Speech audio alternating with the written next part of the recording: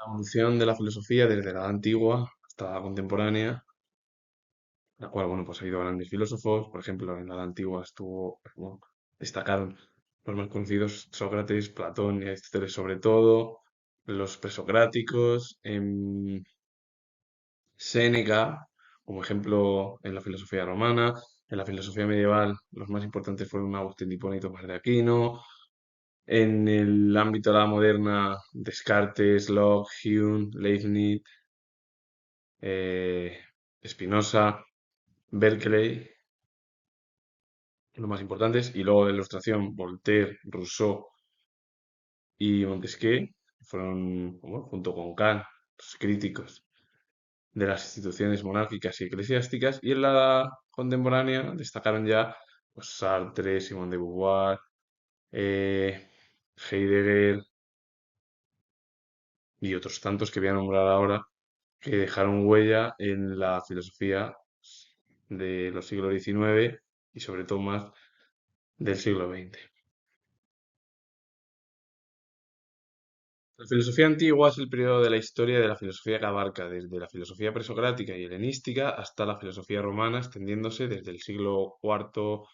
antes de Cristo hasta el siglo V después de Cristo, y se caracteriza por la búsqueda de explicaciones racionales del mundo y del ser humano, alejándose de las explicaciones místicas. ¿En qué se centra la filosofía antigua? En las explicaciones racionales del mundo y el ser humano. ¿Por qué el ser humano existe? ¿Qué es el mundo? Por ejemplo, lo que habla Platón del mundo de las ideas, el mundo científico aristotélico, el mundo, por ejemplo, del arjé de los presocráticos. La figura de Sócrates, aunque no dejó huella, fue importante también en la filosofía griega, la filosofía romana,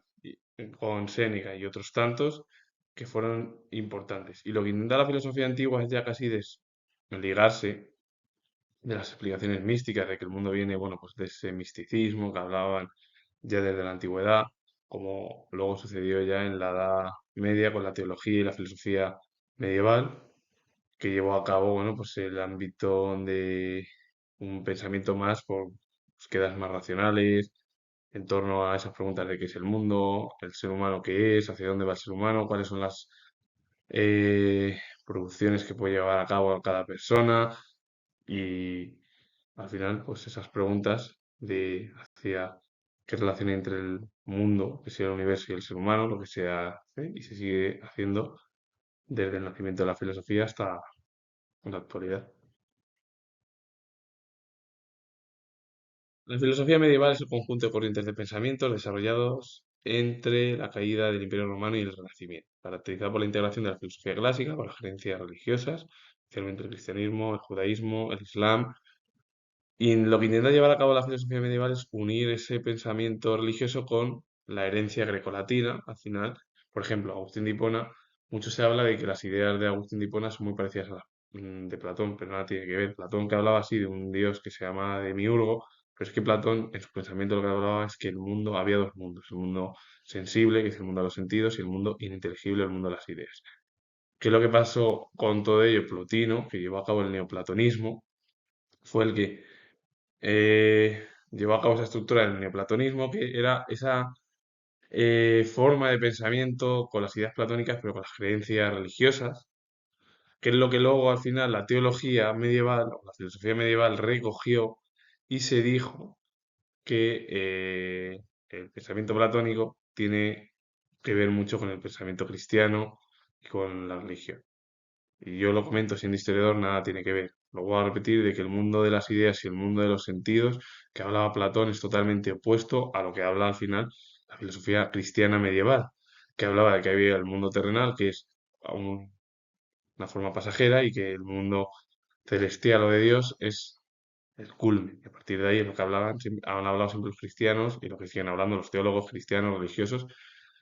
que es esa división. Luego es verdad que Tomás de Aquino la llevó a cabo con esa expresión de la religión con el pensamiento aristotélico, como Avicena, Averroes, Maimónides y otros tantos, en el ámbito de de la filosofía islámica, que dejaron huella sobre todo en España, como Averroes. Averroes fue filósofo cordobés, estuvo además o filósofo andalusí, o Averroes, es decir, filósofo dentro de la historia de España. Em, Entonces, a partir de ahí, lo que intentaron llevar a cabo la filosofía medieval fue recoger las ideas clásicas e incorporarlas con el pensamiento religioso. Eso sería el resumen, ya sea el cristianismo, el judaísmo o el islam. La filosofía moderna abarcó el periodo desde el Renacimiento hasta más o menos 1800 o finales del siglo XVIII y se caracteriza por un enfoque de la razón, la experiencia del individuo, marcando una ruptura total con la filosofía medieval. Se distingue por la influencia de la revolución científica, el surgimiento del racionalismo y el empirismo, y la ilustración como movimiento intelectual. La filosofía moderna comenzó pues, en torno al siglo XV con la aparición de la escuela platónica, en la cual se recogieron las ideas platónicas que fueron muy bien recibidas, sobre todo pues, después de la escolástica de Tomás de Aquino, en la cual se llevó a cabo bueno, el pensamiento aristotélico, sobre todo ya en la época de Tomás de Aquino, como he dicho, pues en el siglo XV, a partir de la Edad Moderna, comenzó a tener mayor relevancia las ideas platónicas, que tuvieron también relevancia en la época de Agustín de Hipona, pero la filosofía moderna o de la modernidad es totalmente distinta a la del periodo medieval. Primero porque da o dio un enfoque más importante a la razón, a la experiencia, al individuo. Antiguamente en la Edad Media o en el periodo medieval Dios era el centro del universo. A partir de la Edad Moderna ya Dios no es el centro del universo. El centro del universo es el ser humano, que aparece también una revolución científica. Por ejemplo, Miguel Servet, que fue uno de los científicos más importantes de Europa, destacó o incluso el propio Leonardo da Vinci, que fue polímata como Aristóteles, o el racionalismo con Descartes, con Leibniz, con Spinoza, o el empirismo con Hobbes, pero los más importantes fueron Locke y Hume, pero también podríamos nombrar, he dicho yo, a Hobbes, a Berkeley y a otros tantos. Y porque el racionalismo lo que lleva a cabo es mayor importancia a la razón, es decir, las ideas que no se encuentran, ¿no? O que no se ven a través de los sentidos, y el empirismo lo que lleva a cabo es el razonamiento a través de la experiencia. Lo que se lleva, bueno, pues lo que se ve a través de los sentidos, lo que se toca, el tacto en sí, eso sería el empirismo. Y luego ya la ilustración fueron muy críticos, pues entre ellos estuvieron y destacaron Voltaire, Rousseau, Montesquieu, Kant y otros tantos, que fueron muy críticos con las instituciones monárquicas en torno a que eran monarquías absolutistas y las instituciones eclesiásticas. La ilustración es un periodo en el cual se dio mayor importancia o predomino en la ilustración la razón. Luego ya en el romanticismo se rompió total y el realismo rompió total con el romanticismo, porque el romanticismo fue casi un periodo de recuperar los tiempos del pasado, los nacionalismos que existieron tras la Revolución Americana, la Revolución Francesa, la independencia de las colonias española y portuguesa, o incluso un periodo importantísimo dentro de la historia contemporánea de España, como fue la Guerra de Independencia, cuando los franceses intentaron invadir el país y finalmente España, bueno, todos los madrileños, los españoles los echaron, aunque luego, desgraciadamente, Fernando VII impuso el absolutismo en nuestro país, aparte de un periodo muy corto el periodo constitucional que fue el trienio liberal, pero prácticamente el reinado de Fernando VII fue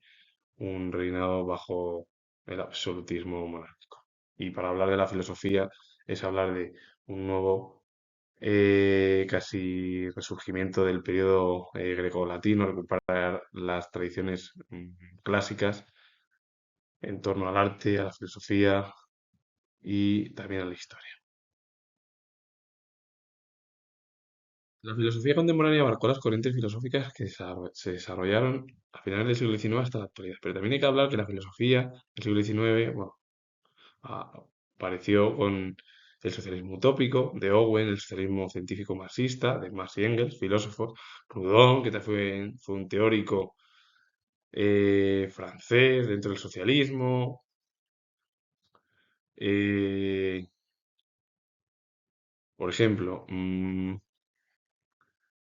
anarquismo con Bakunin, que fueron muy críticos los tres corrientes, el socialismo científico, marxista, el socialismo utópico, el anarquismo, con el capitalismo y la burguesía. Según las tres corrientes de pensamiento dentro del socialismo, dijeron y explicaron que el socialismo era el mayor problema, porque con él se producían todos los males y porque la burguesía explotaba y explotaba a los obreros, y los obreros y los trabajadores tenían derecho a una paga, a un descanso. A partir de ahí, bueno, pues aparecieron, qué es lo que surgió luego en la Guerra Fría, esa disputa, esa lucha política, económica y social entre el capitalismo y el socialismo, entre Estados Unidos y la Unión Soviética. Pero hay que decir que la filosofía contemporánea no solo es la que abarcó con el marxismo, el socialismo o el anarquismo, sino también hubo otro tipo de filosofía contemporánea que se caracteriza por la diversidad de enfoques, la interdisciplinariedad, el interés por la filosofía de la ciencia y también la reflexión ética y política, así como la crítica a las grandes narrativas. La fenomenología, el trato del absurdo, el existencialismo.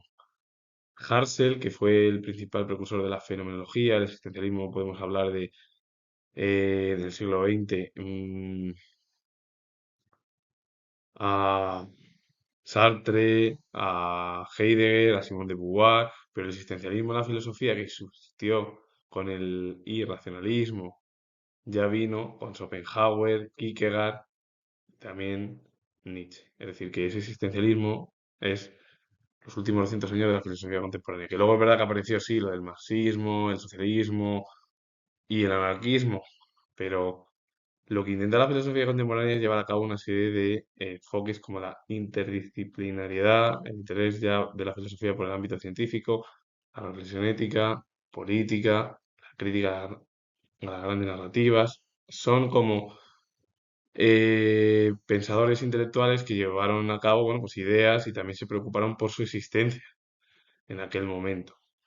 Y que es el de construccionismo, que está asociado a otro filósofo francés, Jacques Derrida, que es una corriente filosófica y crítica literaria que cuestiona la estabilidad del significado y la posibilidad de una interpretación única de textos o conceptos. Se enfoca en revelar las contradicciones internas y ambigüedades inherentes a cualquier sistema de pensamiento o discurso. Eh,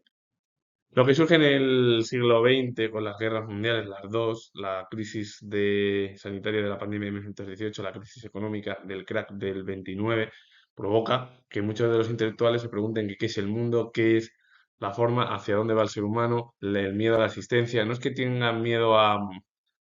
morir ni nada, no, no. Lo que hablan es el miedo a su propia existencia, de que, pues eso, vean que a lo mejor pierden todo, que se quedan sin lo más valioso que es su práctica intelectual, entonces, o los fenómenos de Husserl, de Simone Weil o de otras tantas mujeres que dejaron huella en la filosofía, por cierto, tan olvidada, que deberíamos en el mundo occidental y en el español recordar a muchas filósofas como María Zambrano y otras tantas, o Concepción Arenal, recordarlas. Y si os ha gustado este vídeo, darle a like, suscribiros, comentar, comento que soy historiador y nos vemos en el próximo vídeo.